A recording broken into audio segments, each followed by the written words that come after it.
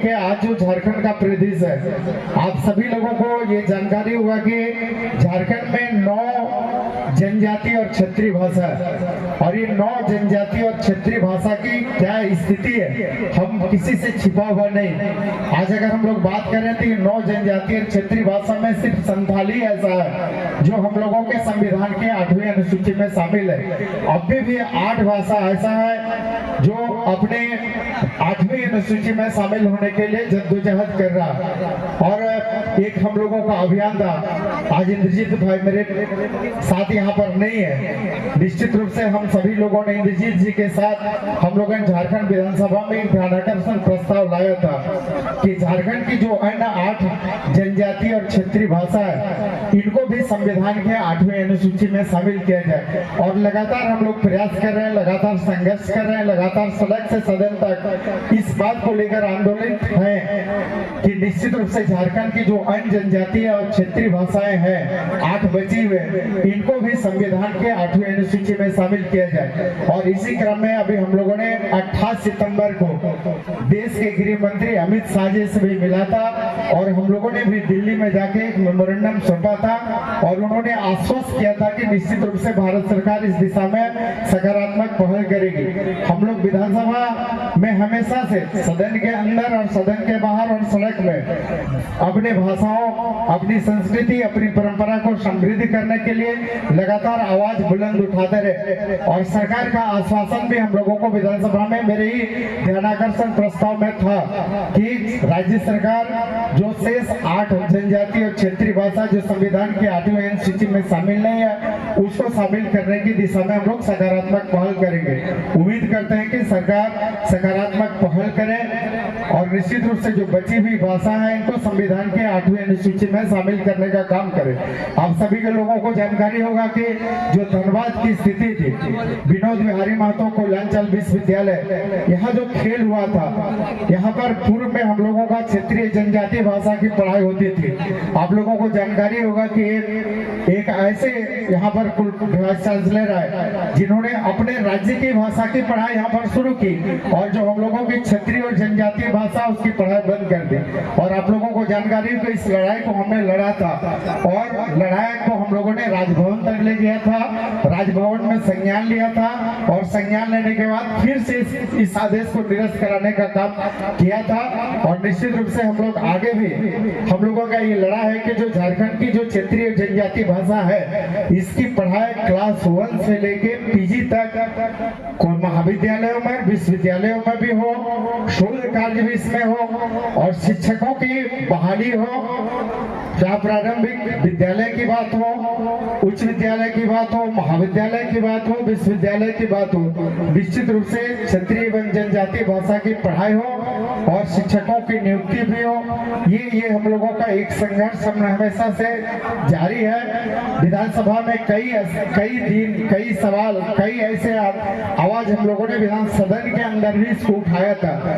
तो आगे भी ये लड़ाई हम लोगों की जारी रहेगी कि झारखंड का जो क्षेत्रीय जनजातीय भाषा है इसकी पढ़ाई क्लास 1 से पीजी तक को, झारखंड के जो 8 जनजातीय क्षेत्रीय भाषा है इनको संविधान के 8वीं अनुसूची में शामिल किया जाए। ये लड़ाई हम लोगों का लगातार जारी रहेगा। इसके साथ ही मैं आप सभी लोगों को धन्यवाद देंगे कि आप लोगों ने स्कूल का झारखंड आंदोलनकारी, झारखंड आंदोलन के पुरोधा विनोद जी के नाम पर रखा। निश्चित रूप से आगे भी हम लोगों का ये कभी हम लोग 1 जनवरी 2025 से एक हम लोगों ने अभियान चालू किया है। ये अभियान हम लोगों का है कि स्वर्गीय विनोद बाबू जो झारखंड आंदोलन के पुरोधा थे, निश्चित रूप से झारखंड आंदोलन के पुरोधा विनोद बाबू जिनका सामाजिक मामले में, विकास के मामले में, राज्य को अलग करने के मामले में उनकी बहुत बड़ी भूमिका रही है। उनकी भूमिका को देखते हुए हम लोगों ने एक मांग शुरू किया है कि विनोद बाबू को भी भारत रत्न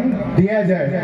ये हम लोग 1 जनवरी 2025 से ये अभियान चालू किए हैं और ये अभियान आंदोलन के तौर पर हम लोग करेंगे, आंदोलन के तौर पर चलाएंगे जब तक कि विनोद बाबू को भारत रत्न का सम्मान नहीं देती है भारत सरकार। इसके साथ ही अभी हम लोगों ने एक और काम किया था कि तत्कालीन नागरिक उड्डयन मंत्री ज्योतिरादित्य सिंधिया जी से हम लोगों ने मिला था। 3 सांसद, गिरिडीह के सांसद चंद्र प्रकाश चौधरी जी, जमशेदपुर के सांसद विद्युत वरण महतो जी, पुरुलिया के सांसद ज्योतिर्मय महतो जी और स्वयं मैं भी था।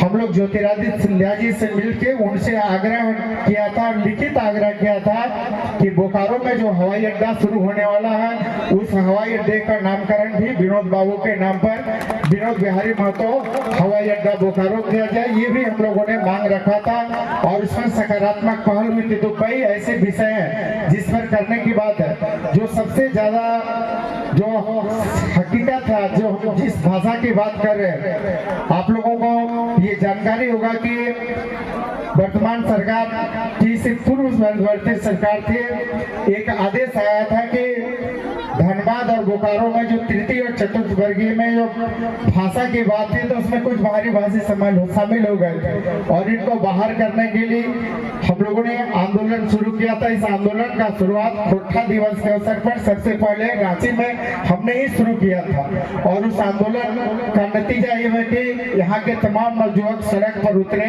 सभी लोग सड़क पर उतरे और उसका नतीजा हुआ कि ये बाहरी भाषा बाहर चली गई और खोरठा को यहाँ पर सम्मान मिला।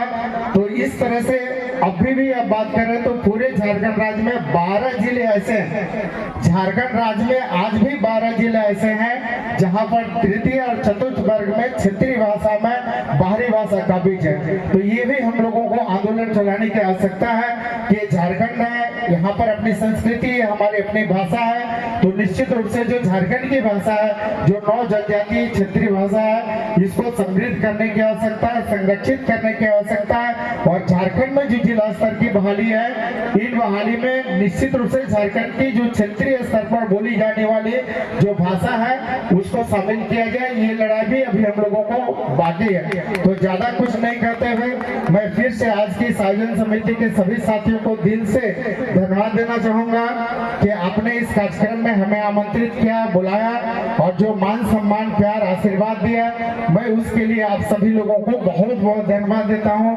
आभार प्रकट करता हूँ। और इतने सुंदर कार्यक्रम के लिए अपने भाषा संस्कृति के प्रति आप लोगों ने जो जज्बा दिखाया है, आपके जज्बे को हम धन्यवाद देते हैं, आभार प्रकट करते हैं। इन्हीं शब्दों के साथ ज्यादा कुछ नहीं कहते हुए फिर से मैं आप सभी लोगों को बहुत बहुत धन्यवाद, आप सभी लोगों के प्रति आभार।